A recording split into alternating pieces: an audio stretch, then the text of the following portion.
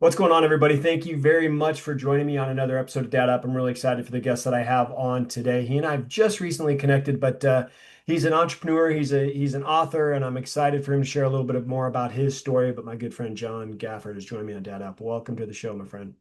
Yeah, man, happy to be here. Awesome. Interesting. As I was doing a little bit of kind of research on you and stuff. You were on The Apprentice many years ago. I was. It was probably one of the biggest catalyst, life-changing things that's ever happened to me, but not for the reasons that you would kind of think. Um, Gosh, I was kind of so it got me digging on you a little bit, digging a little bit further on you, and I saw that it was like season three, I think it was, and it was back in 2005. So we're talking 20 years ago. Yeah, So that's it's a lit. lot younger John Gafford. Yeah, it's a much younger me, and I get it. It's one of those things where you know, still running around saying, "Oh, if that's your calling card, like, oh, I was on The Apprentice." It's like talking about how many touchdowns you scored in high school football. It gets a little like ridiculous at some point, but yeah, as it relates to like stories of my life and the book with the book coming out, it was important that it's an important part of my story, and I thought that part of it needed to be told. No, the book is not about being on The Apprentice. There's some small anecdotes about it, but yeah, it's important, but I can tell you in his trying to be, with the theme of your podcast, the dad up trying to raise great kids, it's so important. I think as parents, we tell our kids how important it is the people that you're around. If you hang out with five dipsticks, you're going to be dipstick number six. Right. And I think much of my young early life through my 20s was spent that way. And it was in the Apprentice, what it meant to me and why it was such a catalyst in my success was it wasn't the fame of being on TV. It wasn't that stuff. I mean, yeah, that was cool, but it was fleeting. It was the first time in my life that I'd ever really been surrounded by 18 people that were all just absolutely hustling and just getting it done and succeeding at a very high level. And it changed my opinion of what I thought I could be, but more to the point, it made me realize how much I was underachieving in what I was doing, even to the success that I was having to get where I was. I tell people all the time, I was probably I like to think I was one of the smarter people on that season, but going into the show, just because I hustled my way onto it, I was definitely probably one of the lower net worth people. Hmm. Wow. Well, isn't it interesting how we have things in our lives that are basically the catalyst to who we are today, and even in parenting, we make mistakes along the way in parenting, and as we get older, we go, oh, that kind of framed who I am today. I mean, for me, there were so many instances in my life raising my boys. My boys are 26 and 24, but raising them and seeing who I was back then when they were youngsters to who I am today. And then also thinking about like you were talking about just kind of thinking about the experiences back then of being on the show, but my experiences of raising my boys, I think, oh man, there's so many different things that I would like to tweak if I could just go back and just tweak a few things in my life to make me a better parent or to make me a better husband, I would do that. And unfortunately we can't. But were there any things that you talk about being a catalyst? But what kind of things would you go back and change if you could, that would kind of reframe or reshape who you are today? Oh, about that experience or about my kids? Which one? Just about in general. Yeah, I mean, I don't spend, I mean, look, I think there's a lot of time that you could spend looking back and trying to change things. And I don't dwell too much on the past because you can't change it. But I will say this: I'm a very big proponent of learning lessons and having reminders. I love people when you walk in their office and their offices are filled with like accolades and trophies and awards and plaques and things like that. My office is filled with I call it I'm a serial killer to my own finances. So my office is filled with like trophies of missteps and just things that I've done that were just like, oh, if I could go back and change that, I would do it. For example, I have $100,000 bottle of vitamins that sits on my desk to remind me never to, actually go to market building something until I understand there is a market for something with a product. I've got a script that after The Apprentice I was sent that David Flabat, who wrote Will and Grace and a bunch of other really famous sitcoms for NBC, I'll tell you this story if you want to hear it. This is actually a Yeah. funny story. Had sent me a script because he saw me on The Apprentice and he loved me. And I guess casting director calls me and says they want you to read for his new pilot. And I was like, okay, sure. So I get the script. They FedExed it to me and I open it up and it says, and they wanted me to read for the lead of this thing, even though I'm not an actor. I've never been an actor. I'm going to go do it anyway. So I open the script and on the second page it says enter Goody Valletta. And I'm going to try to remember exactly what it says. It says something like mid 30s, kind of doughy, boyish charm, but by no means man candy. I was like, oh, that's what, and this is a 20-year younger version of this. It was much better. This is before I looked like chewed bubble gum now. But this is, I mean, I was kind of a striking dude back in the day. And I was like, really? This?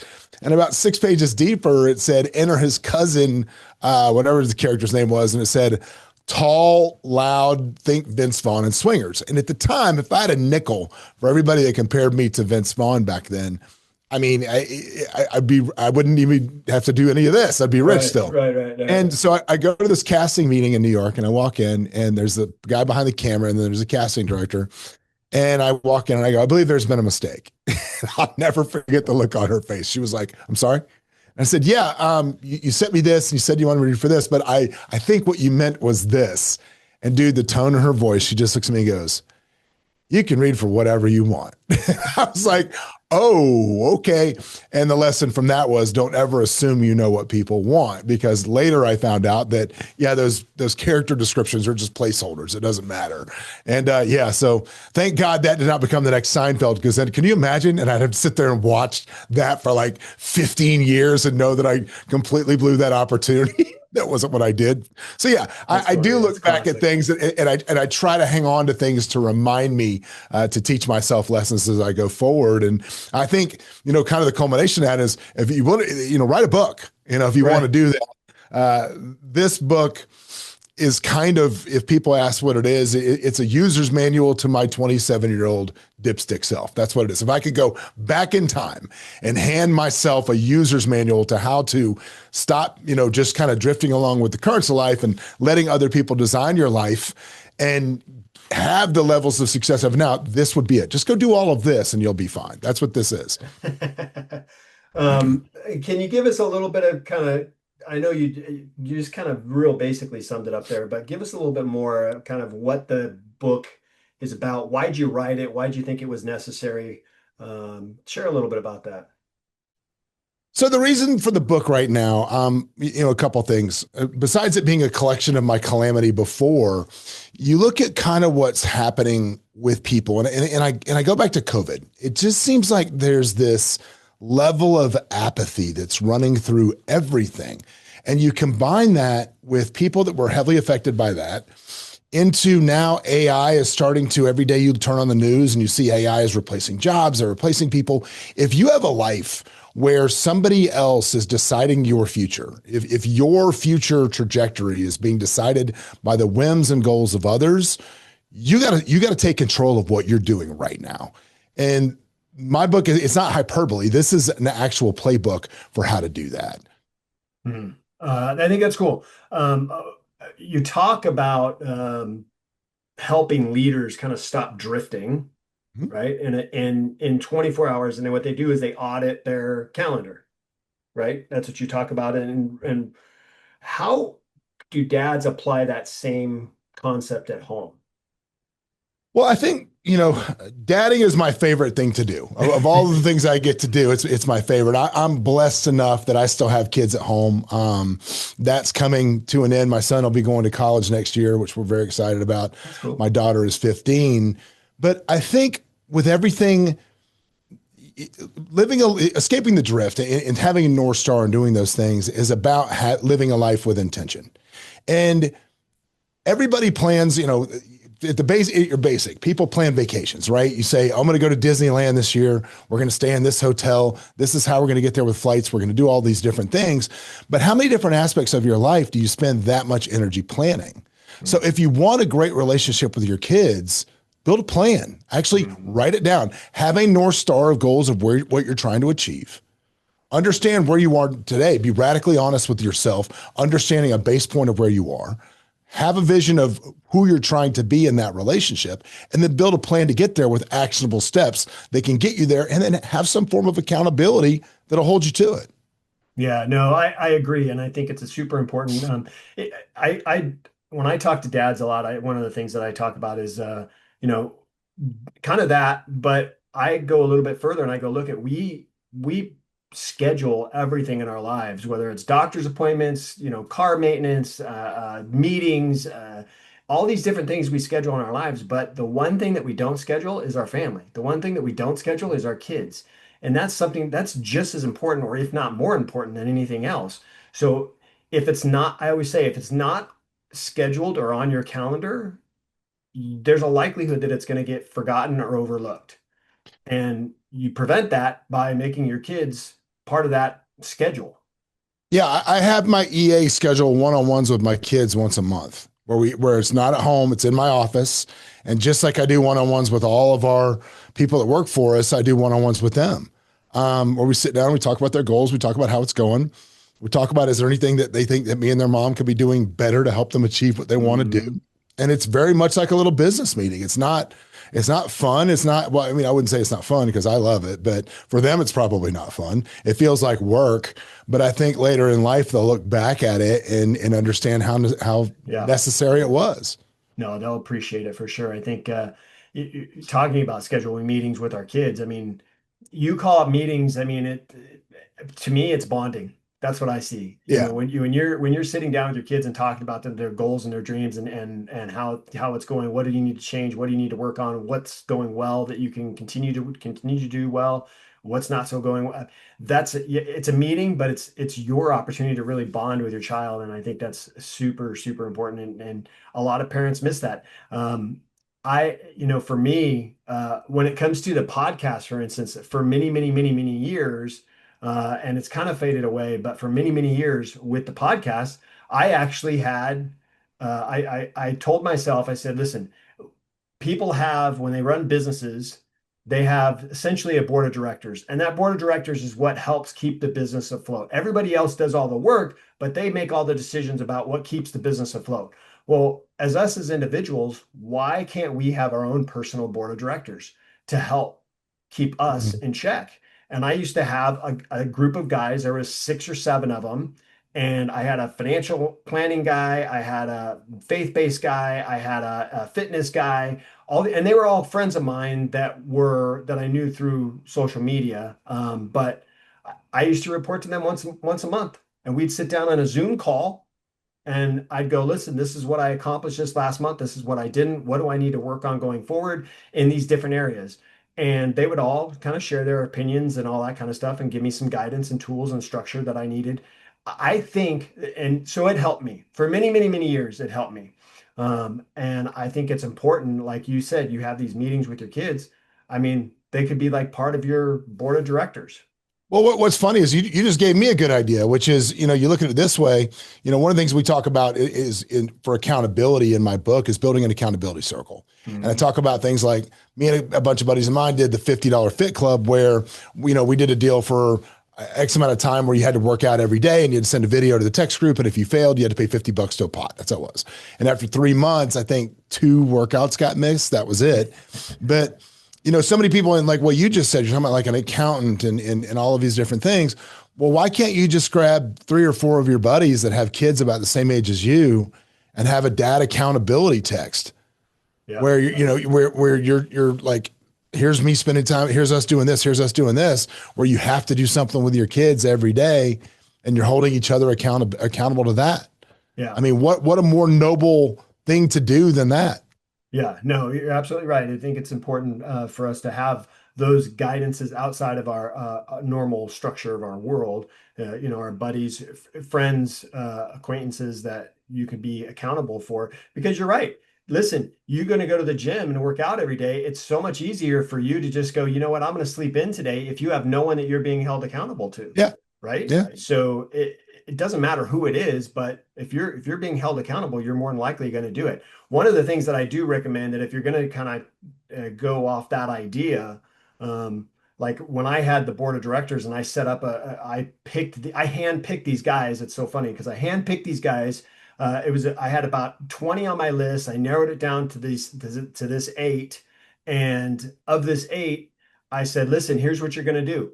I wrote out a, John, I wrote out a contract. I said, here's what you're going to be accountable to me for, and here's what I'm going to be accountable to you for. And I had them sign it. I literally had them sign it, and I signed it. They got a copy. I got a copy. The one thing I did not do, I did not have family members on my board. I did not have my wife on my board. I did not have any of those people on my board because I did not think that they were going to be honest with me. Yeah. I thought that they would make me look to be better than I really was. They would make me look good. And so I said, nope, I've got to have guys that are going to be honest and just give it to me straight. So yeah, I think for you, having that kind of accountability in, as far as dads go, it's super important. Yeah. I mean, look, I try to do everything I can with my kids to accelerate their learning curve and things that I never got. For example, one of the things I'm currently trying to do is demolish my son's fake credit. Is what I'm teaching him very lessons. So my kids, they both work. My son works here for me, and then my daughter does her little side business. And but they put everything, like they both carry credit cards. They're linked to me, and then they put everything throughout the course of a month on the credit card, everything they spend. Mm-hmm. And if they can't pay the bill in full at the end of the month, we settle at the first of every month. And if you can't Venmo me the entire amount of money that you owe me on that card, I smash them with like 30% interest. It carries over. And I'm just trying to teach them because, I mean, back in my young years, I mean, my parents, didn't teach me financial responsibility like that. And I ruined my credit like it was my job. And so I think, again, going back and learning things, I think so much. You're a child. We're probably about the same age, so I'm guessing you were born in the '70s, and which was the best time to be born. I mean, Right.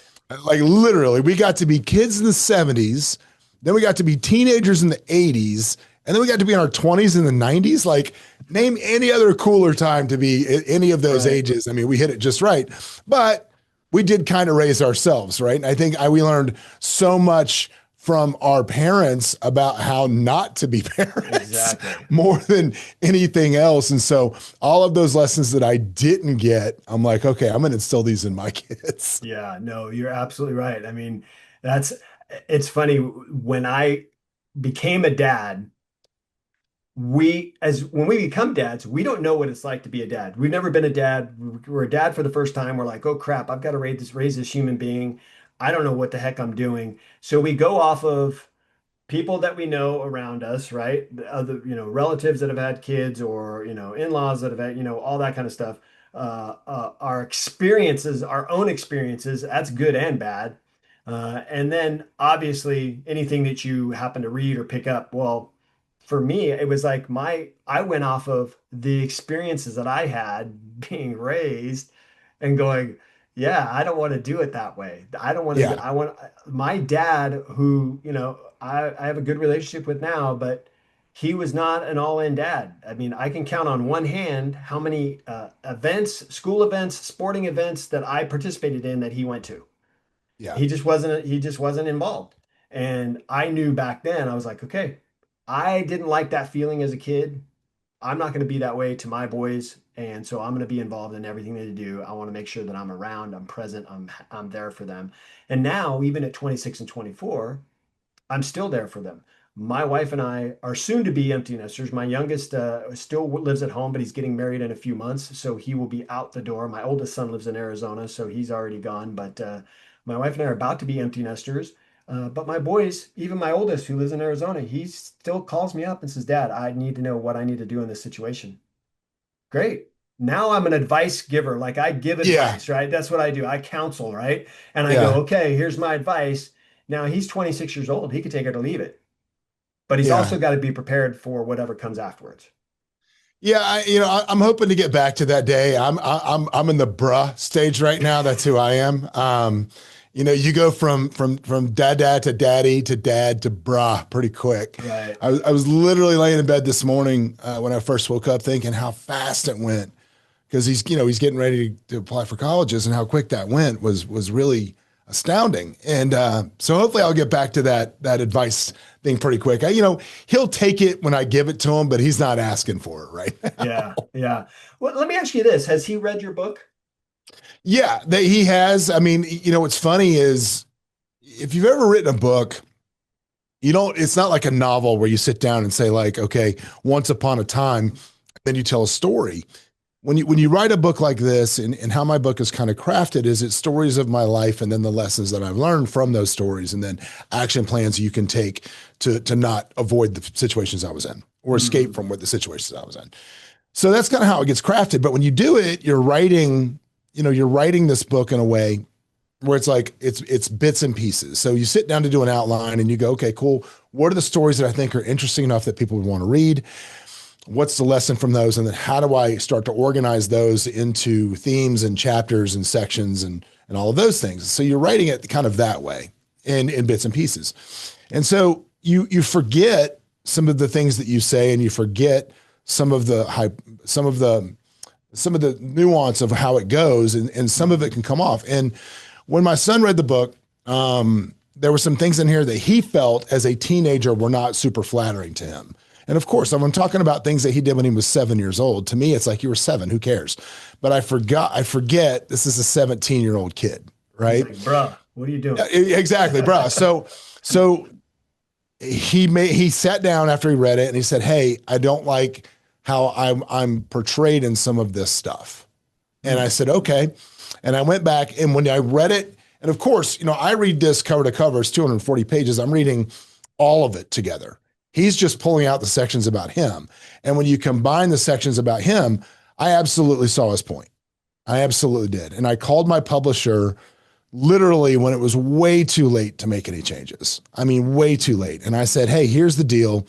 My son was upset about a couple things and how some of these things were worded. So I need to make some changes to some of these things. And honestly, if you can't do it, I don't even want to publish the book. Like I'll return the advance. I'm willing to just kind of let it go because it wasn't worth upsetting him in a way that he thought was uncomplimentary because he's such an incredible kid. I mean, this is a kid that he's applying to all the Ivy League schools right now. He's going to be valedictorian, got 35 ACT, has, interned with some just amazing people and done some great stuff. And the resume is built and he's got an incredibly bright future. And there is no point that I want him to feel that way. So Right. yeah, that's funny. And then, my daughter has not read it yet because I'm still proud of her, and She's she 15. might she might do the audio book at some point. But it's funny. One of the things that my son took issue with in the book is I always, and I've said this since they were 10 and 9 years old, just because you kind of see their little personalities coming through. And I've always said my son, and from 10 years old, I said he'll probably go to an Ivy League school. He will he'll have an incredible career and work in a beautiful building that's owned by my daughter. And I've always said that because it's funny. He looks just like me, but he got his mother's very steady. He's a rule follower. He is, his grades have been incredibly important to him. My daughter looks just like my wife and is me. It's just hustle and whatever. I mean, I'll tell you a story about her at 8 years old, because my kids have owned the vending machines at my companies since they were 8 and 7 years old, whatever. And so Roma always had, I don't think she kept every dollar she ever had forever. So literally she had just hundreds and hundreds and hundreds of dollars on $1 bills that she called her fat stacks up in her room. It's just what she had. And Bruh. one day the maids were coming and I was like, "Roma, my wife needed change to pay the maids, to tip the maids." And I said, "Roma, go get me change for 100." And she's like, "No." And I'm like, "What do you mean no?" She's like, "I like my fat stacks." I'm like, "Roma, this $100 bill is the same as your fat stacks. Go get me change." So she goes upstairs. She's 8 years old, mind you. She goes upstairs, comes down, hands me a wad of money. It's like fives and tens and a bunch of ones, whatever. And I count it. And I'm like, "Roma, this is $96. She goes, "Yep." I went, she goes, "Service charge." And I went, "What?" She goes, "Would you rather go to the store?" I was like, "No, I wouldn't." So at 8 years old, my daughter was charging me juice. So there you go. Sums up everything you need to know about her. Is that in the book?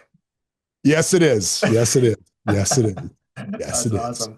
That's Yeah, awesome. I figure you look as a father. I think that what I take away from that is as a dad, you can't fight who they are. They're going to be who they are.